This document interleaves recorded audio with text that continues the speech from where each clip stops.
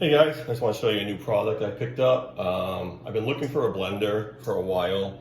The one that I had, I just threw it away. I think this past spring, it just completely burned out, but it was about 16, 17 years old, so I think it had seen the end. I just hang on to things, and I wasn't using it all the time, so it was something I would take out once in a while, but I feel like I'll be using something like this more often. And so I wanted to try this one. That's what caught my eye, where it says quiet blender. Maybe technically not as loud as some other ones. I don't know. I guess we'll see. Another cool thing about this is it has a personal blending cup. So you can remove this and use this on the blender itself. So I'll show you how we're going to do that. I like that it's glass. The old one I had was plastic. This is plastic, obviously, because this is more of a travel, something you take with you. And it's nice. It's got the little cap on here, the thing to sip out of there, and you can put a string on that or hold it like that, kind of cool. Because there's some things I'm going to show you first. When you first get it, this cover is going to be real tight. This is a pretty flexible plastic here. It's meant to fit tightly over there. And it's got two openings, and one would be for pouring, where you see it's more narrow and rounded. This one is it's wider, and this is for adding things as you're blending, which I typically don't do. I'll put stuff in there. But if you want to add to it, you don't have to take the cover off. You can, leave it running and just open this and put some stuff in there. But what I'll do is I'll get some chopped fruit. I did chop some up already. I just bought some bananas and stuff too. We'll check it out and see how the settings work. These have preset right here. So on this side will say smoothie, icy drink, and shake. This side is speeds, 1, 2, 3. You don't use them both at the same time. They're each individually for their own setting. I'll typically just use the speed settings, but if if you're chopping ice or something like that, you use the icy drink or, use the pulse typically to get that going. But I'll probably just use the speed, or we'll try it on all these different ones to see how it works. But that's generally what it's all about. It's just a few different settings. So yeah, let me get some fruit in there and we'll get this thing going. So I don't really use like a yogurt or milk base with my smoothies. I hate milk. I don't drink milk at all. So I put a little bit of water in there first, just to help the fruit float around a little bit, because if you just put the chunks of fruit, sometimes it gets in the way of the blades. They don't actually catch it to be able to chop it. So I did chop these things up a little smaller, but I'll just start off with some banana with this one, because it's softer and the blades will go through this a little easier, I guess. Just chop those babies right up there. And sometimes I'll put vegetables in these too, but today I'm just going to do the fruit.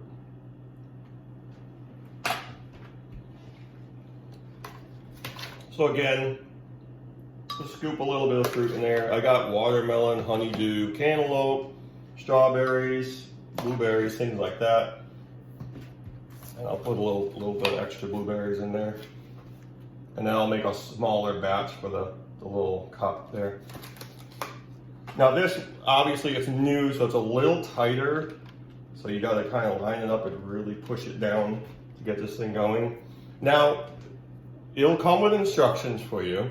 It'll tell you what all these are for, these individual settings, and again, don't use them at the same time. One is specific for the smoothies or drinks or shakes, and the speed. I mean, they kind of do the same thing, they're just kind of in reverse. Like these are specific, and these are just speed. I typically would just use the speed. So you just push the power button first, and you see that blue light on.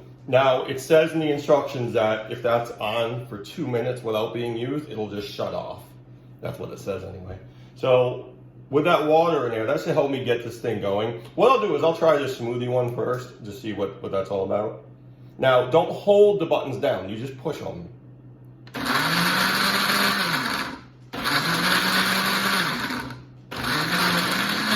That's kind of cool, actually. So the smoothie setting is pretty much like a pulse setting. That's kind of cool. And over here, I just mixed it up. So just different speeds. 1, pretty low, 2, 3, and I'm just gonna shut it off because that's all I need now. So it mixes it up pretty smooth. So I'll pour this out. We'll get a cup over here. How about a beer cup? All right, let's take this off. It just lifts off nice and easy. It doesn't lock in. And I'll use the smaller spout and pour this in like that. And I think I'm used to making it, so I know I'm going to be full cup or just below. So that's almost perfect. And then you can just rinse it out and you're all set there. So that makes a nice smoothie right there. So what I'm going to do now is switch this. I'll put this on here instead of the pitcher. All right, so I cleaned everything out now. So we're gonna start with this little personal cup right here. So you just wanna take the cover off like that. Very easy. And this, where this screws and unscrews to the bottom of the pitcher, is the same size as this. So that's what makes them interchangeable. So you just wanna take this off of here. And as you see, this is the part that normally sits up here. So what you wanna do is just put some fruit in there first. Actually, I'm gonna put some water in there first because that's what I normally do. Just to make it mix a little easier. I won't put as much in here because I already made a smoothie. Got here. And I did unplug it. I mean, if you want to be safe, just unplug it. So what you want to do then is take this blade, it just comes right out, upside down into the top of the cup, just like that. And then this, usually screws onto here. So you're just turning it over and screwing it onto here, like that. Then, so I do have a little bit of water in there. That will mix it up hopefully a little easier. Then we'll plug this in. And I think I'll go with that same smoothie setting again, because it's sort of like a pulse. So it's plugged in now, power on, and let's check it out. Nice.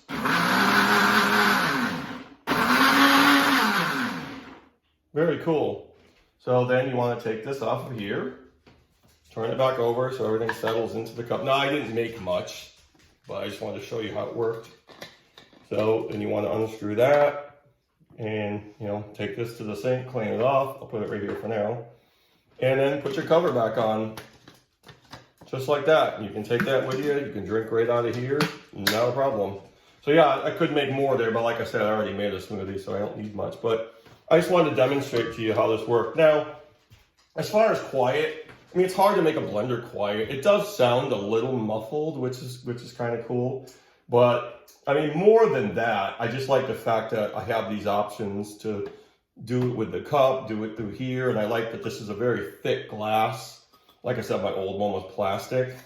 So, there's reasons to like it. I so far, I've only had it for a few days, so it's hard to say, but I like the different settings. I like that smoothie setting is more like a pulse setting, and the speed increases, a few times over and over. So that's kind of cool because it kind of chops it for you.